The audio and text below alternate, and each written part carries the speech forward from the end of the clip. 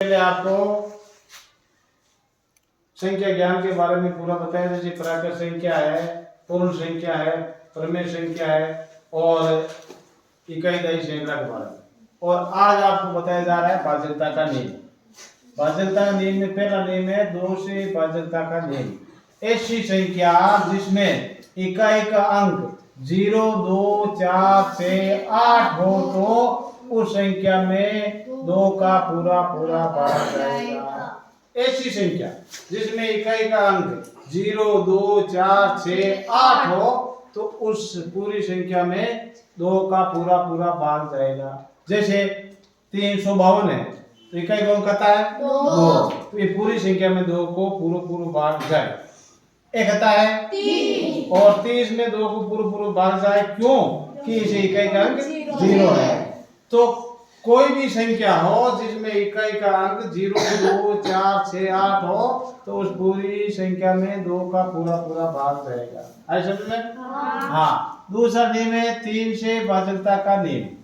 ऐसी संख्या जिसके अंकों के योग में 3 का पूरा भाग जाएगा तो उस पूरी संख्या में भी 3 का पूरा भाग जाएगा। कोई भी संख्या है उसके अंकों के योग 3 का पूरा भाग जाता है तो उस संख्या में पूरा भाग जाएगा। जैसे उदाहरण के तौर पे 123 है, इसमें अंक देखो 1, 2, 3 है।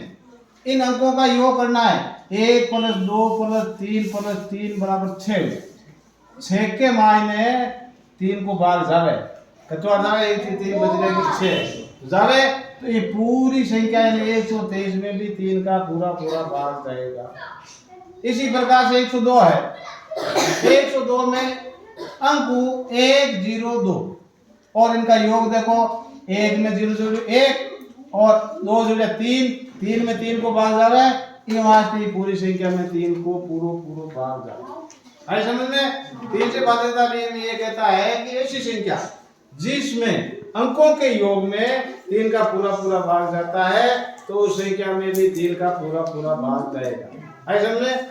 अब है 5 से भाज्यता है। ऐसी संख्या जिसके इकाई का अंक अगर 0 तथा 5 हो, इकाई का अंक 0 और 5 हो तो उस पूरी संख्या में 5 का पूरा भाग जाएगा। जैसे 125 है, इसमें इकाई का अंक 5 है तो 5 का पूरा भाग जाएगा।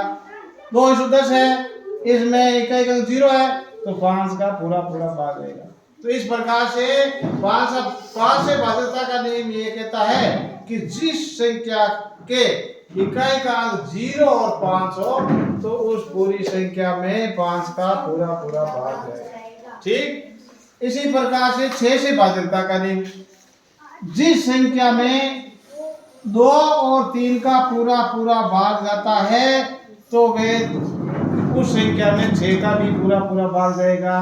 किस प्रकार से?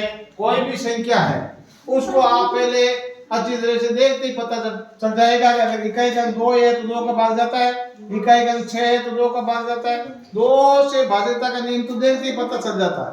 अब 3 से भाज्यता नियम आपको बता ही दिया कि जिस संख्या के अंकों के योग में 3 का भाग जाता है तो वो 3 से पूरी बार विभाजित होती है, तो देखते 2 से पूरी बार विभाजित होती है और अंकों के योग कर लेंगे तो 3 से पूरी बार विभाजित हो जाएगी।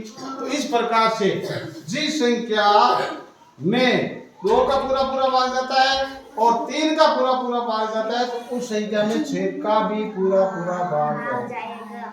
ऐसा में और उसके बाद में 10 से भाज्यता करें। ऐसी संख्या जिसमें इकाई का अंक यदि 0, कोई भी संख्या कितनी भी बड़ी है बीच में चाहे कुछ भी हो लेकिन इकाई का अंक 0 होना चाहिए। ऐसी संख्या जिसमें इकाई का अंक यदि 0 हो तो उस संख्या में 10 का पूरा भाग जाएगा। जैसे 150 तो इकाई का अंक कितना है 0। 60 इकाई का अंक कितना है 0। 230 इकाई का अंक कितना है 0।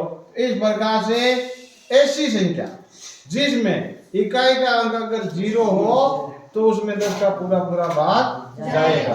तो इसमें ध्यान रखने की बात यह है कि जो भी आपको हर दिन लिखवाया जाता है उसको अपनी नोट बुक में नोट करो, काफी नोट कर लो। नोट करने के बाद में घर जा मैंने याद कर ला और डेली को वीडियो एक अपलोड वेलो जके गवाही ने थाने बतावना और बिन हमेशा को एक एक दिन को कॉपी में नोट करता जाओ और फिर याद करता रहो ताकि आपको ये मतलब बेसिक गणित है। क्या है? बेसिक गणित। अगर एक बार आपने सीख लिया तो छठी सातवीं आठवीं नौवीं 10वीं यानी 10वीं तक आपको पूरी गणित है अच्छी तरह से आएगी, अन्यथा परेशानी रहेगी। इसलिए हमेशा गणित अच्छी है तो उसकी पढ़ाई भी अच्छी है, आगे आने वाले कंपटीशन में भी आपके मेंटल एबिलिटी मानसिक योग्यता और गणित हर कंपटीशन में होती है। इसलिए हर विद्यार्थी की गणित मजबूत होनी चाहिए। ठीक